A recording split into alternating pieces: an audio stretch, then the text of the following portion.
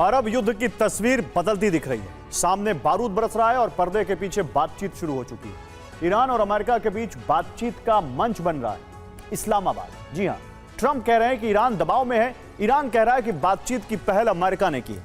America ने Iran को 14 point वाला शांति प्रस्ताव भेजा है और दूसरी तरफ ईरान ने भी बातचीत की टेबल पर बैठने से पहले अपनी शर्तें बता दी।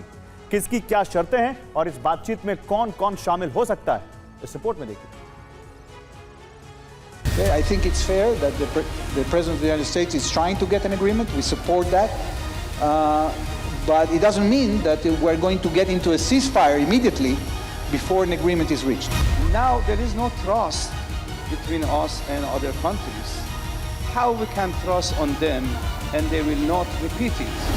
दावा है कि बैक चैनल कांटेक्ट हो चुके हैं।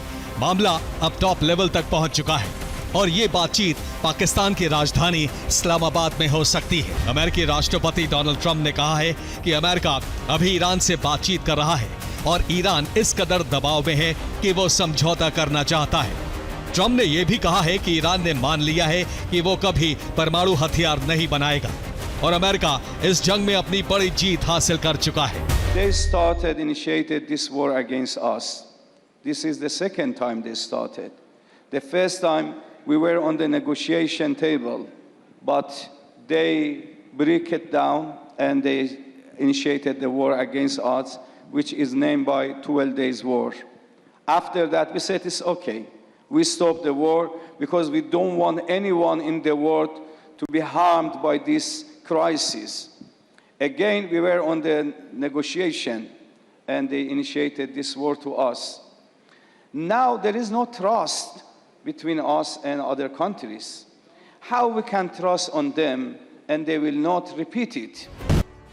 देखिए, जंग के बीच अब डिप्लोमेसी का नया रास्ता खुल रहा है। एक तरफ वॉशिंगटन से और दूसरी तरफ तेहरान से कूटनीतिक लाइनें अब इस्लामाबाद में आकर मिल रही हैं।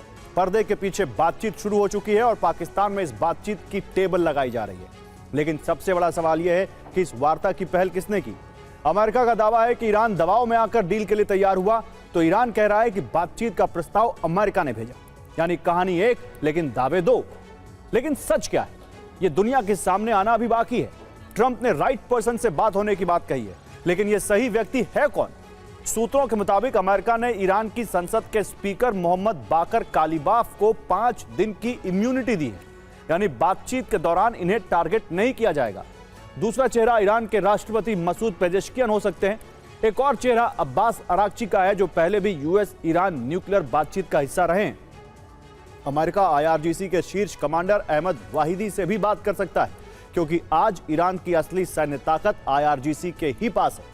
वही अमेरिका की तरफ से जो टॉप लेवल टीम एक्टिव है, उसमें सबसे ऊपर हैं अमेरिका के उपराष्ट्रपति जेडी वेंस।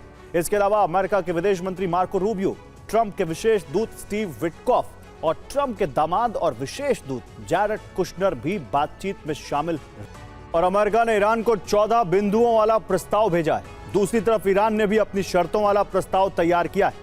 अमेरिका चाहता है कि ईरान के सभी परमाणु ठिकाने खत्म हो, ईरान के पास मिसाइल रखने की एक सुरक्षित सीमा तय कर दी जाए, ईरान अपने सभी प्रॉक्सी गुटों को समर्थन और फंड करना बंद कर दे, तभी ईरान के ऊपर से सभी तरह के सैंक्शन हटाए जा सकेंगे। दूसरी तरफ सबसे बड़ा दाव होर्मुज स्ट्रेट को लेकर है। ईरान चाहता है कि होर्मुज स्ट्रेट पर उसका दबदबा कायम रहे, मध्य पूर्व से अमेरिकी बेस हटाए जाएं, ईरान पर हुए हमलों से नुकसान का हर्जाना दिया जाए और ईरान पर लगाए गए सभी तरह के प्रतिबंध हटाए जाएं। अब युद्ध विराम में 2 पक्ष नहीं हैं, बल्कि 4 पक्ष हैं। पहला है अमेरिका, जो चाहता है कि मिडिल ईस्ट में उसका नियंत्रण बना रहे। दूसरा है ईरान, जो चाहता है कि वो नया संतुलन बनाए और अपनी ताकत कायम रखे। तीसरा है इजराइल। इजराइल का लक्ष्य साफ है, हर खतरे को खत्म करना। और खाड़ी देश चाहते हैं सुरक्षा, स्थिरता और जंग का अंत।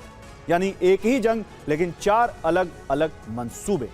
इजराइल ने साफ कर दिया है कि ईरान की मौजूदा सरकार को हटाए बिना और ईरान के सभी प्रॉक्सी खतरों को खत्म किए बिना ये युद्ध खत्म होना मुमकिन नहीं है। चीन के विदेश मंत्री वांग यी और ईरान के विदेश मंत्री अब्बास अरागची के बीच फोन पर बातचीत हुई। बातचीत ईरान की तरफ से शुरू की गई। चीन ने साफ कहा, जंग नहीं, बातचीत ही समाधान है।